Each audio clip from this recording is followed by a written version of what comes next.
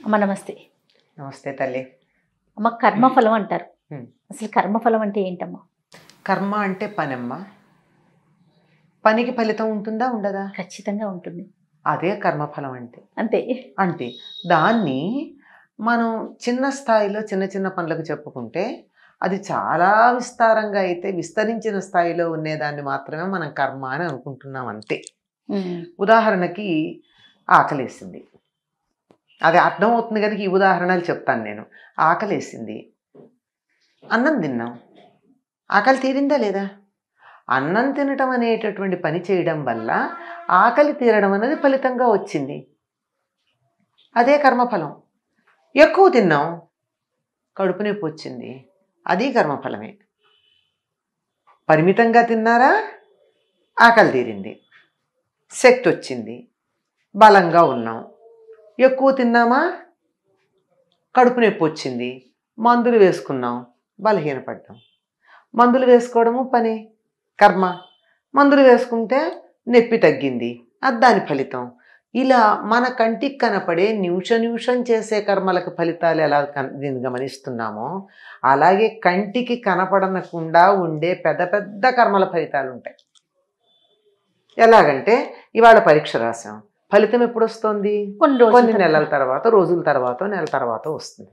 అంటే ఈ కర్మకి ఫలం అప్పుడు. పరీక్ష ఎట్లా రాసావు? సంవత్సరం అంతా చదివిన దాన్ని బట్టి. అవును. సంవత్సరం అంతా విని చదివినటువంటి కర్మకి ఫలితంగా పరీక్ష బాగా రాయడమా బాగా రాయకపోవడమా అన్నది ఉంది.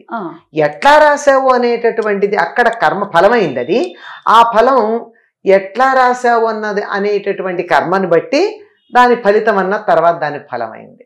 ఏదైనా సరే ఒకటి చేస్తే దాని యొక్క ఫలితం మనం అనుభవించే స్థాయికి రావడమే కర్మఫలం. ఇది నిత్యకృత్యంలో ఎంత ఉందో మనం చేసేటట్టు ఇది వెంటనే ఒక్క రోజులో ఉండేది చెప్పాను, ఏడాదిది చెప్పాను, నెలలది చెప్పా. అట్లాగే పుట్టినప్పటి నుంచి ఉండేటటువంటి కర్మల ఫలితాలు అప్పటికప్పుడు వచ్చేవి కొన్ని అయితే, కొన్నాళ్ళ తర్వాత వచ్చేవి కొన్ని అయితే, ఏళ్ల తర్వాత వచ్చేవి కొన్ని అయితే, చనిపోయాక వచ్చేటటువంటివి కొన్ని, మళ్ళీ పుట్టాక వచ్చేవి కొన్ని. ఇలా ఉంటాయి. గత జన్మవి మనకి మరి ఈ జన్మలో వస్తాయంటారా? వస్తాయి. మనం దాన్ని 3 రకాలుగా చెప్తారు. ఎట్లాగంటే ఆగామి, సంచితం, ప్రారబ్ధం. సంచితం అంటే ఫిక్స్డ్ డిపాజిట్, రికరింగ్ డిపాజిట్. జన్మల్లోనూ తీసుకెళ్ళి మనం కర్మ అక్కడ పడేస్తున్నాం, అది రికర్ అవుతూ ఉంది. దాన్ని ఈ జన్మలో వాడుకోవడానికి తెచ్చేటటువంటిది ప్రారబ్ధం. ఈ జన్మలో 100 ఏళ్ళు బతుకుదామని అనుకుందాం, పూర్ణాయుర్ధాన్ని. ఈ 100 ఏళ్లలో ఎంత అనుభవించగలం? ఆ అనుభవించదగిందంతా 100 ఏళ్ళకి సరిపోయింది తెచ్చుకునేటటువంటి ప్రారబ్ధం. ఈ ప్రారబ్ధం అనుభవిస్తూ మళ్ళీ కొన్ని కర్మలు చేస్తాం. ఈ ఫలితం మళ్ళీ తీసుకెళ్ళి ఆ సంచితంలో పడేస్తాం ఈ జన్మ అయిపోయాక. ఈ 3 రకాలైనటువంటి ఈ కర్మలన్నీ అలా వస్తూ ఉంటాయి. మరి మన ప్రారబ్ధం అనేటటువంటిది ఏదైతే ఉందో అది పూర్వజన్మల్లో దాచిపెట్టుకున్నది మనం బ్యాంకులోంచి విత్డ్రా చేసుకుని వాడుకోవడానికి తెచ్చుకున్నట్టు రికరింగ్ డిపాజిట్ని అలా ఉంచి దాని మీద వచ్చే వడ్డీనో అందులో కొంత భాగమో తెచ్చుకుని వాడుకుంటాం కదా, ఆ వాడుకోవడానికి తెచ్చుకున్నట్టుగా ఉండేటటువంటి ప్రారబ్ధం. ఇది ఈ 3 రకాలైనటువంటి కర్మలు ఉంటాయమ్మా. ఈ 3 కర్మల యొక్క ఫలాలు ఇలా 3 రకాలుగానే ఉంటాయి. కొన్ని వెంటనే అనుభవిస్తాం, కొన్ని చెప్తారు తక్షణం ఫలితం ఇచ్చే ఉంటాయిట, కొన్ని ఒక అహోరాత్రం, రాత్రి పగలు అయ్యాకంటే 24 గంటలు అయ్యాక ఫలితం ఇచ్చేవి కొన్ని ఉంటాయిట. అట్లా కాకుండా 3 నెలల్లో ఇచ్చేవి కొన్ని ఉంటాయిట. 3 రోజుల్లో ఇచ్చేవి, 3 నెలల్లో వచ్చేవి, 3 సంవత్సరాలకు వచ్చే ఫలితాలు కొన్ని ఉంటాయి. ఇంకా కొన్ని ఏళ్ల తరబడి, జన్మల తరబడి పేరుకుపోయే ఉంటాయి. తప్పనిసరిగా కర్మఫలాన్ని అనుభవించాల్సింది. అన్నం, ఆహారం ఒక ఉదాహరణే తీసుకుంటే మనం రకరకాల చెత్త తింటే ఏం జరుగుతుంది? అప్పటికప్పుడు ఏం జరగకపోవచ్చు. అవును.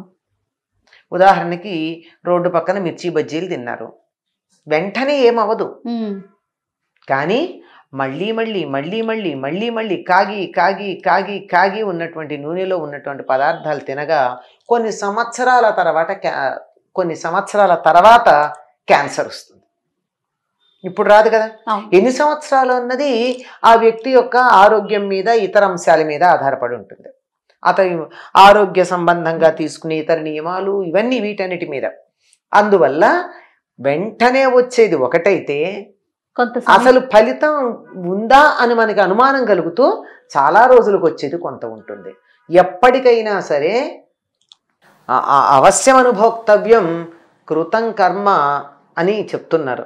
తప్పనిసరిగా అనుభవించాల్సిందే మనం చేసినటువంటి దుష్కృతం సుకృతం బా. అది దుష్కృతమైన అనుభవించాల్సిందే, సుకృతమైన కూడా అనుభవించాల్సిందే. మంచి చేసినా అనుభవించాల్సిందే, చెడు చేసినా అనుభవించాల్సిందే. అనుభవించకుండా అయితే అవశ్యం అనుభోక్తవ్యం, అవశ్యం తప్పనిసరి, కంపల్సరీ అనుభవించి తీరాల్సిందే. ఇది కంటికి కనపడదు గనక చాలామందికి అంగీకరించటానికి మనస్కరించదు. కంటికి కనపడనంత మాత్రాన అంగీకరించము అనడం అన్నది ఒక రకంగా మూర్ఖత్వమే అవుతుంది. అంతే. సరే, ఉన్నన్ని రోజులు మంచిగా ఉండటం, మంచి పనులు చేసుకోవడం, మంచి కర్మను తీసుకెళ్ళడం. ఆ మంచి కర్మని తీసుకెళ్ళడం. ఇంకా ఒక తెలివి ఉంది, అసలు కర్మే తీసుకెళ్లకుండా ఉండే ఏర్పాటు కూడా ఉంది. ఎట్లా? నువ్వు చేసిన సత్కర్మల ఫలితాన్ని భగవంతుడికి ఇచ్చేస్తే పాపం సత్కర్మలది ఇచ్చేసాడు కదా అని దుష్కర్మలది కూడా తీసేసుకుంటాడు. బాగుంది. అందుకే మనకు అలవాటు చేశారండి పూర్వులు. ఇంటికి ఎవరైనా వస్తే ఇస్తే కృష్ణార్పణం అంటాం అలవాటు చేశాం. ఎవరైనా ఇచ్చేయటం అంటే కృష్ణార్పణం, మనం ఇచ్చే ఆ గుప్పెడు బియ్యమో రూపాయో ఆ ఎదుటి వ్యక్తిని కృష్ణుడు అనుకుని ఇస్తున్నాం అన్నది మనం తీసుకునే అర్థం కాదు. ఇది చేయడం వల్ల వచ్చే ఫలితం ఏముందో అది కూడా నేను కృష్ణుడికే ఇస్తున్నా. అవతల వాడికి దానం చేస్తే నాకేదో కొంచెం పుణ్యం వస్తుందా? ఆ పుణ్యం కూడా నేను కృష్ణుడికే ఇస్తాను. అప్పుడు కనీసం ఏం జరుగుతోంది? ఈ చేసిన మంచి పనుల ఫలితంగా పుణ్యం పేరుకుపోయి పుణ్యం అనుభవించడానికి ఇంకో జన్మ ఎత్తకుండా సరిపోయింది. ఆ జన్మ ఎత్తినప్పుడు మళ్ళీ ఏదో కర్మలు చేస్తూనే ఉంటాం కదా, మళ్ళీ పేరబెట్టుకుంటాం. అందుకని ఇలా పేరబెట్టుకోకుండా ఉండడానికి సుఖమైన పద్ధతి ఏమిటంటే సత్కర్మల ఫలితాన్ని దానం చేయడం అలవాటు పడ్డాక దుష్కర్మల ఫలితాన్ని కూడా దానం చేయడం అలవాటు పడుతుంది. అది అసలు జన్మే లేకుండా చేసుకునేటటువంటి ఒకానొక మార్గం. ఎంత అద్భుతంగా చెప్పారమ్మా. నమస్తే. మంచిదమ్మా. ఈ వీడియో కనుక మీకు నచ్చినట్లయితే లైక్ చేయండి, షేర్ చేయండి. మరిన్ని వీడియోస్ కోసం మా ఛానల్ సబ్స్క్రైబ్ చేసుకోండి.